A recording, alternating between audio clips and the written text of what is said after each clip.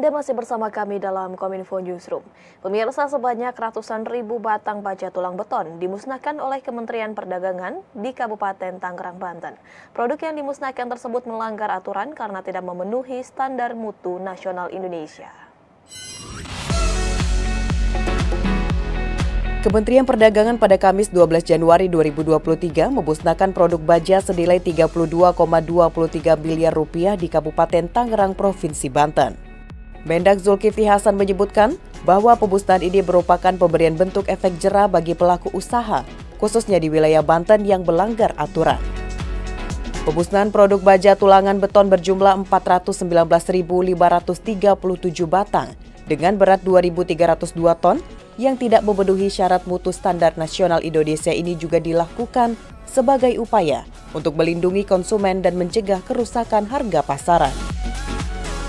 Mendag juga kembali menegaskan sanksi kepada industri yang tidak memenuhi aturan Undang-Undang Nomor 8 Tahun 1999 tentang perlindungan konsumen dengan ancaman pidana paling lama 5 tahun atau denda 2 miliar rupiah. Sebelumnya, sebagai respon atas informasi bahwa terdapat produk baja tulangan beton yang beredar di Provinsi Banten, maka Kementerian Perdagangan juga telah melakukan kegiatan pengawasan terhadap produk BJTB dengan merek tertentu.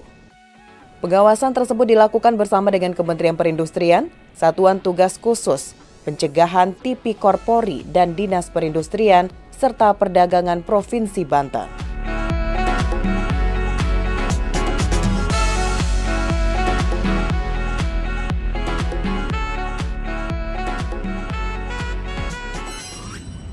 Pemerintah terus berupaya melindungi produk dalam negeri agar dapat meningkatkan daya saing sekaligus memenuhi kebutuhan dan menguasai pasar nasional. Oleh sebab itu, Kementerian Perindustrian memiliki kebijakan strategis melalui pemberian sertifikat tingkat kandungan dalam negeri atau TKDN.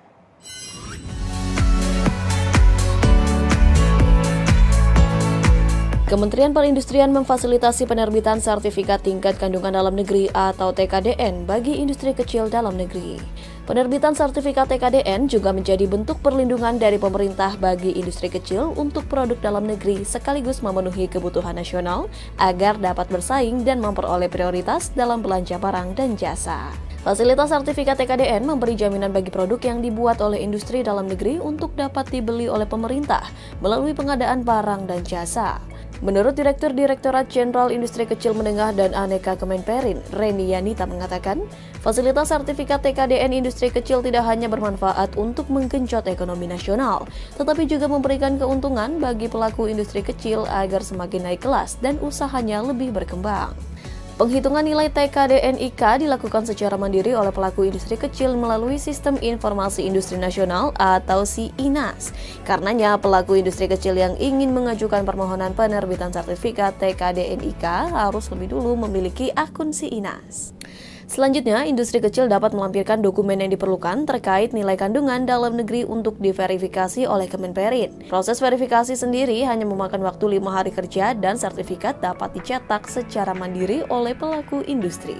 Di samping itu, Kemenperin terus menggelar kegiatan sosialisasi dan bimbingan teknis pengajuan permohonan penerbitan sertifikat TKDN di berbagai daerah. Harapan yang ikut peserta pada pagi hari ini sekitar 200 orang, minimal 50%-nya sudah dapat sertifikat TKDN. Jadi 100 lah Bapak dan Ibu. Ini semangat juga yang digelorakan oleh wakil ya Pak ya. Wakil tim untuk verifikasi, dalam hal ini Kepala Pusat P3DN. Jadi target Pak Menteri, Bapak dan Ibu untuk tahun 2023 ini kita punya 2 juta IKM yang mendapatkan sertifikat TKDN untuk industri kecil ini. Pemerintah telah menetapkan dana desa tahun 2023 sebesar 70 triliun rupiah.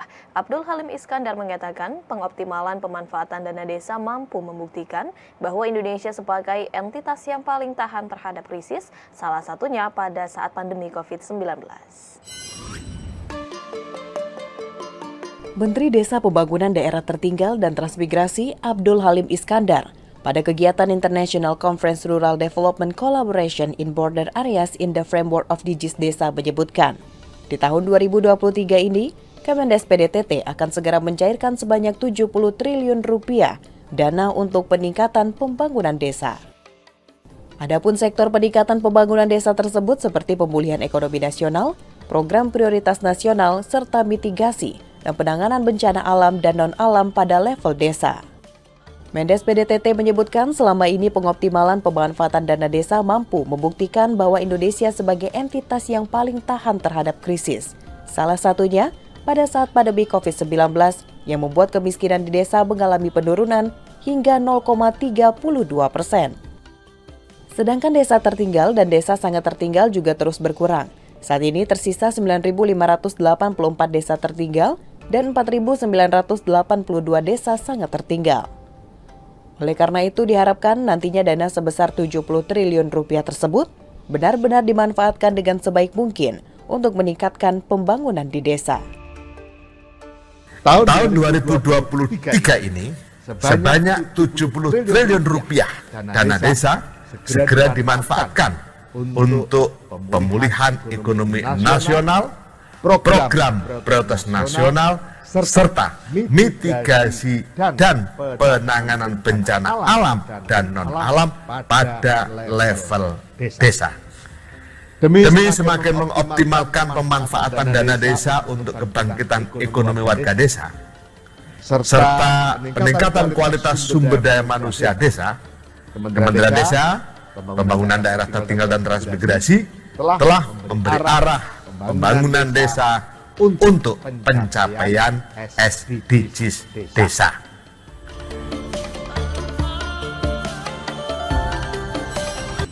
Kita beralih ke informasi lainnya pemirsa. Wakil Presiden Republik Indonesia Ma'ruf Amin memerintahkan aparat keamanan untuk bersikap lebih tegas dalam menangani aksi kelompok kriminal bersenjata di Papua.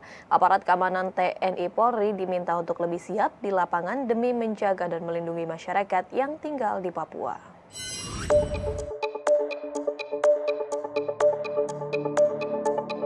Menanggapi kabar beredarnya kelompok kriminal bersenjata yang kembali melakukan aksi pembakaran di sekolah hingga penembakan pesawat kargo di Bandara Oksibil, Papua, Wakil Presiden Republik Indonesia Ma'ruf Amin meminta aparat untuk menindak tegas kelompok kriminal bersenjata di Pegunungan Bintang, Papua.